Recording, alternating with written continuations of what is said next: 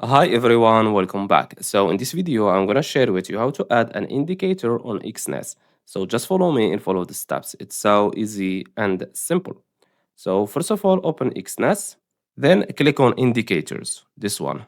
And you can choose the indicator you want. So let's say, for example, I want to add a moving average. So just type here moving average, and you can choose the type of moving average you want. So let's say, for example, I want an EMA, moving average exponential. Click on it and click on this close icon.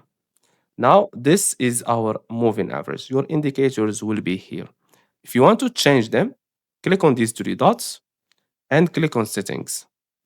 And now this is the settings of your indicator. Each indicator has a different settings, okay?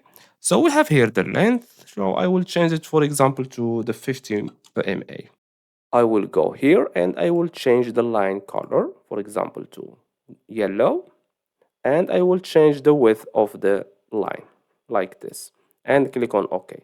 So this is a indicator. And that's it. So I hope you found this video helpful. Don't forget to give us a like and subscribe. Thanks for watching and see you in the next one.